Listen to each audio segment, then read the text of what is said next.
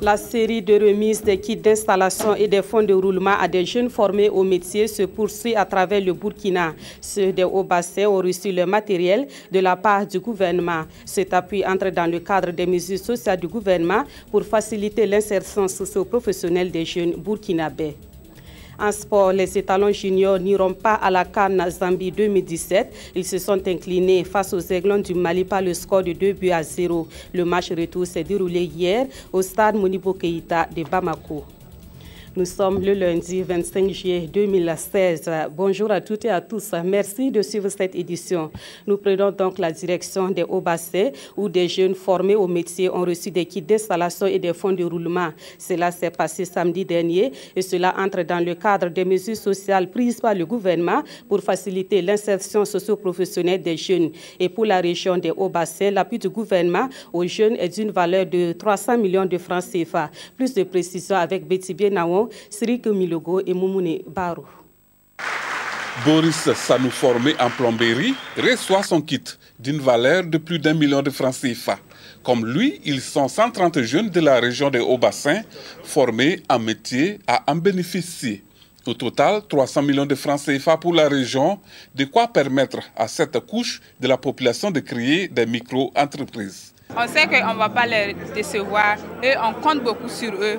Ceux qui viendront après nous puissent bénéficier plus de ce que nous, on a eu. Je vais travailler avec ça. Ça va m'aider aussi de faire beaucoup de choses sur mes domaines. Parce qu'en tout cas, on avait manque de ça. Bon, aujourd'hui, sincèrement, nous sommes très contents. Cette opération s'inscrit dans la mise en œuvre de la mesure spécifique relative à l'installation des jeunes formés en métier. Une manière pour le département en charge de la jeunesse, de la formation et de l'insertion professionnelle d'encourager et favoriser l'auto-emploi. Après leur formation, pour leur permettre de se mettre dans une dynamique d'auto-emploi et de créer leur micro-entreprise, nous avons imaginé qu'il fallait accompagner ces jeunes-là à travers des équipements et un fonds de roulement. Au terme de l'opération, 1179 kits d'une valeur de 2 milliards de francs CFA seront remis aux jeunes des 13 régions du Burkina Faso. On reste dans les Hauts-Bassins où le ministre en charge de la justice a visité les locaux de la maison d'arrêt et de correction de Bobo-Dioulasso. Une visite pour s'imprégner des conditions de travail du personnel et celles des pensionnaires. René Bagourou a également échangé avec les agents de la direction régionale des droits humains des Hauts-Bassins. La visite a eu lieu le vendredi dernier et le reportage est de Karim Ilboudo et Amadou Lougui. Le chef du département en charge de la justice en visite à la Macébé, la maison d'arrêt et de correction de Bobo-Dioulasso. L'infirmerie de la maison d'arrêt, les bureaux du personnel de l'administration pénitentiaire, les bâtiments de détention pour les adultes, les femmes et les mineurs. René Bagourou est venu s'imprégner des conditions de travail des uns et d'incarcération des autres. Au niveau des détenus, c'est un problème de surpopulation. Nous sommes à plus de 300% de taux d'occupation. Problème de vétusté des locaux. Parce que la grande détention qui a été construite depuis 1947, que nous occupons, donc vous voyez, depuis le temps colonial. Le pacte national pour le renouveau de la justice fait de l'humanisation des prisons un des axes fondateurs. Et pour permettre à mes services techniques, à moi-même, de mettre en œuvre cet axe, il nous faut toucher du doigt les réalités qui vivent les maisons d'arrêt et de correction.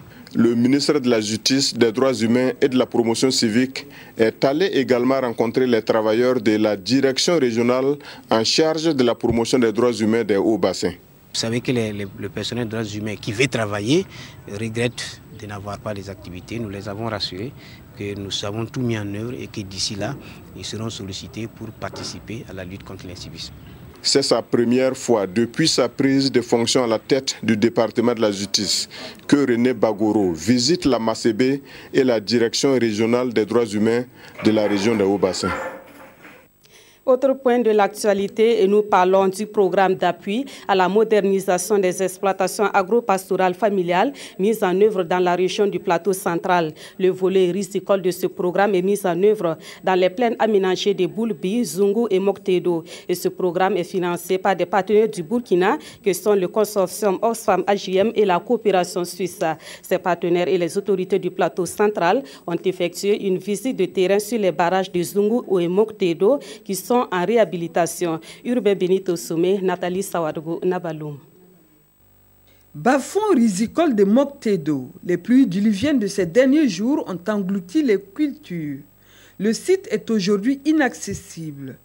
Un imprévu qui a bouleversé le programme de la visite du gouverneur du plateau central et les partenaires du projet PAMEFA, le programme d'appui à la modernisation de l'agriculture familiale.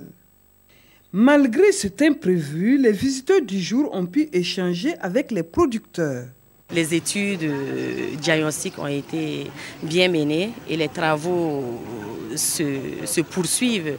Et nous avons vu également au niveau des étuveuses de riz de Moktedo qu'il y a eu beaucoup de modernisation. Toutefois, des préoccupations ne manquent pas. L'ensablement du barrage et le manque de matériel sont des difficultés exposées aux autorités locales. Le barrage, il date de 1963. Vous voyez que ça fait plus de 50 ans. Naturellement, les questions d'ensablement, les questions d'irrigation, les questions d'exploitation se posent. Le projet PAMEFA est financé par la coopération suisse à hauteur de 6 milliards de francs CFA. Il est important d'affiner, à mon avis, le plan directeur pour que les investissements qui vont être consentis sur le périmètre du projet soient vraiment des investissements durables. Et c'est aussi l'occasion de nous coordonner avec les autorités pour voir ce qu'elles vont faire. Oxfam et AGM constituent le consortium qui met en œuvre le volet riz du projet PAMEFA, un projet qui couvre les plaines aménagées de Boulbi, Zungu et Moktedo. L'amélioration de la gestion territoriale communale et intercommunale des ressources naturelles, c'est l'un des volets du programme d'appui au Parc de l'Entente. Dans le cadre de ce programme, une formation sur la protection des aires protégées a été initiée au profit des acteurs des communes riveraines du complexe WAP. Le complexe WAP, c'est l'espace du Parc W qui couvre les territoires du Bénin, du Niger et du Burkina Faso. Nestor Yugbari, Mahamadi Ouedraogo. Un atelier de réflexion sur les mécanismes de protection du complexe WAP au profit des acteurs de développement des communes riveraines. Espace transfrontalier protégé, le complexe WAP couvre les parcs W au Niger, Arli au Burkina et Pendjari au Bénin. Il regorge d'énormes potentialités en ressources naturelles pour les populations riveraines. Dans les instances de gestion du complexe WAP, qui est géré, disons, dans une démarche régionale, nous avons remarqué que les communes sont insuffisamment représentées. Donc le but de cet atelier était de discuter pour voir comment on peut renforcer la représentativité des communes. Une meilleure gestion des périphéries et des aires protégées de ce complexe s'avère nécessaire. C'est pourquoi les participants, au bout de 3 jours de réflexion, ont pris l'engagement de rendre inclusive et équitable la gestion du complexe WAP et le partage de ses revenus. C'est d'abord les appuis financiers au reboisement et aux différentes activités de protection et de conservation. Ceux qui font le braconnage, ceux qui coupent le bois, c'est nos populations et nous avons pris un ferme engagement de jouer pleinement nos rôles pour que cesse le braconnage, cesse un peu la coupe de bois dans les parcs et les forêts classées pour que les populations se sentent concernées. Sous-projet du programme d'appui au Parc de l'Entente, cette rencontre du complexe WAP vise à renforcer la bonne gouvernance et la gestion durable des parcs au niveau local et à l'échelle régionale. Des communes des provinces des Balé et du Koulpelgo, elles, bénéficient de l'appui de l'ONG WaterAid dans le domaine de l'assainissement. Cet appui se fait à travers le projet dénommé Sani Bakou qui intervient dans ces communes depuis 2 ans. Son ambition, permettre aux populations de 14 communes d'accéder à l'assainissement de façon durable et équitable. 2 ans après son démarrage, les acteurs chargés de la mise en œuvre de Sani Bakou se sont retrouvés à Boromo pour un premier bilan. Assami Kabouré, Aïcha Dianda, Augmenter l'accès à l'assainissement des populations vivant en milieu rural afin de réduire le taux de défécation à l'air libre et la prévalence des maladies liées à ces phénomènes, c'est l'objectif assigné au projet Sani Bakou de WaterAid. D'une durée de 44 mois, ce projet intervient dans 14 communes rurales, des Balais dans la boucle du Mouhoun et du Koulpelgo dans le centre-est. À mi-parcours, ce que nous pouvons dire, c'est qu'actuellement, au niveau donc des 14 communes, le projet est en cours et les actions de promotion d'assainissement, les opérateurs locaux sont en place.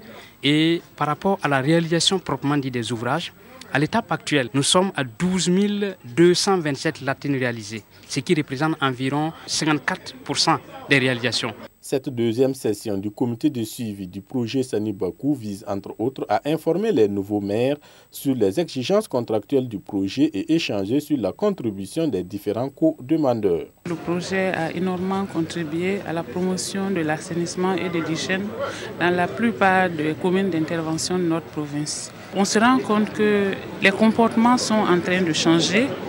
C'est vrai pour l'instant, on n'est pas à 100% de la fin de la défécation à l'air libre, mais il faut qu'on se rende compte qu'il y a déjà, en tout cas, une base qui est là.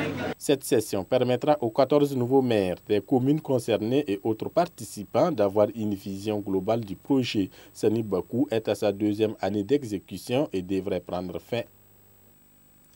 L'édification d'une société inclusive au Burkina Faso, l'ONG Light for the World en fait une priorité parmi ses activités. Cette ONG a donc défini une nouvelle stratégie d'inclusion sociale qui couvre la période 2016-2020. En attendant des actions concrètes, l'ONG a présenté sa nouvelle stratégie à ses partenaires œuvrant dans le domaine de l'inclusion sociale. Issa Kafando, Nathalie Sawadgo, Nabaloum. Après un bilan de la stratégie pays 2011-2015 jugé satisfaisant, l'ONG Like for the World a relancé une nouvelle stratégie pays 2016-2020. Au regard de l'importance de ce nouveau programme, qui nécessite l'implication de tous, il a été question de le présenter aux acteurs de mise en œuvre pour leur approbation. C'est une continuité du premier plan, à savoir préserver les acquis et aller beaucoup plus en avant en mettant l'accent sur l'appropriation des programmes par les bénéficiaires et de la communauté tout entière et aussi veiller sur la pérennité des actions. Une fois que par manque de moyens financiers, les ONG se désengagent, que tout tombe à l'eau. Salfo Tapsoba, représentant le ministre en charge de l'Éducation nationale, a salué la vision et l'action stratégique de l'ONG Like, qui s'inscrit dans le contexte où il vient d'entrer dans la phase active de la préparation de la campagne éducation inclusive. Une campagne dénommée One Class for All qui va permettre de prendre en compte l'éducation de nombreux enfants handicapés, jusque-là exclus du système scolaire. Il a en outre réaffirmé l'engagement et la disponibilité de son ministère à accompagner tous les acteurs dans la mise en œuvre de la présente stratégie 2016-2020. En actualité sportive, les étalons juniors sont éliminés de la CAN Junior Zambie 2017. Ils se sont inclinés hier au stade Modibo Keïta de Bamako par le score de 2-0. Il s'agissait du match retour des éliminatoires de la CAN Junior pour lequel les étalons étaient en déplacement au Mali. Le point avec Issaka Ouedraogo et Mamadi Ouena de retour de Bamako. Les Aiglons du Mali ont été les plus forts dans cette double confrontation avec les étalons juniors. Battus sur l'ossature des cadets champions d'Afrique et vice-champions du monde en 2015, la sélection junior du Mali a fait preuve d'une grande maîtrise face à des étalons juniors très combatifs et en net progrès dans le jeu. Le but matinal de Sékou Koïta à la 9e minute lance idéalement les Aiglons du Mali dans ce match retour. Et malgré une poussée des juniors burkinabés à partir de la demi-heure de jeu, les Maliens vont tenir le coup grâce au gardien de but Samuel Diarra et à la paire défensive composée de Abdul Karim Dante et de Moussa Diakité. Le deuxième but malien marqué à la 58e minute par Siaka Bakayoko va enterrer définitivement tous les espoirs des Burkinabés. Le but est venu de façon inattendue. Bon, on a essayé de se organiser en seconde mi-temps en essayant de presser plus haut. Malheureusement encore, on prend un autre but matinal en seconde mi-temps. Je pense que ça a scié un peu le mental des enfants. Mais dans l'ensemble, ils se sont bien battus. Même si on était venu pour se qualifier, on est tombé sur une équipe malienne qui en voulait aussi. Un public les a poussés jusqu'au bout. Donc pour moi, les garçons, ils ont beaucoup appris avec cette compétition. Il faut donc patienter encore pour voir une troisième qualification burkinabé à une CAN de la catégorie junior. La banne au capitaine Loukman Trova Boni y a longtemps cru, mais il en fallait plus pour éliminer cette équipe malienne bien aguerrie. Retour au Burkina Faso pour voir l'actualité traitée dans la presse écrite ce lundi. Les quotidiens se sont intéressés au dossier pendant la justice militaire et à l'hommage rendu hier aux victimes du crash d'Air Algérie survenu il y a 2 ans. Cette semaine, la revue de presse est signée de Aimé Solange Guigma. Devoir de mémoire pour les victimes du crash de l'avion d'Air Algérie, les journaux du jour en parlent. 2 ans après, la douleur est toujours grande, note notre temps. Le gouvernement exprime sa compassion aux proches des victimes, indique le pays. Et ce, à travers un dépôt de gerbes de fleurs au cimetière de Gouguin par le Premier ministre, précise le quotidien. Les familles des victimes du crash fatal à 116 personnes le 24 juillet 2014 réclament la vérité, nous confie aujourd'hui au Faso.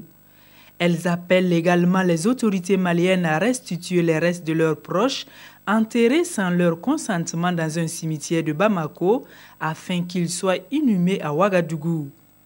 On lit également dans l'Observateur Palga que des résolutions seront prises en vue du combat de la justice pour les victimes du crash. Les parutions du jour nous apprennent également que les dossiers Sankara et Poutz du 16 septembre seront jugés avant la fin de l'année 2016.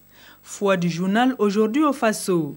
Le commissaire du gouvernement précise dans le pays que la mise en liberté provisoire dont ont bénéficié 27 personnes sur les 77 interpellées dans le cadre du coup d'État ne signifie pas un non-lieu, encore moins un acquittement ou encore une relaxe ou un blanchiment. Quant au dossier Sankara, explique l'observateur Palga, de nouveaux échantillons ont été expédiés en Espagne pour la reprise des tests ADN. Le journal rappelle que lors du premier test, il n'avait pas été possible de détecter des traces d'ADN sur les restes de corps des suppliciés du 15 octobre 1987. C'est la fin de cette édition. Merci de l'avoir suivi. Très bon après-midi à toutes et à tous.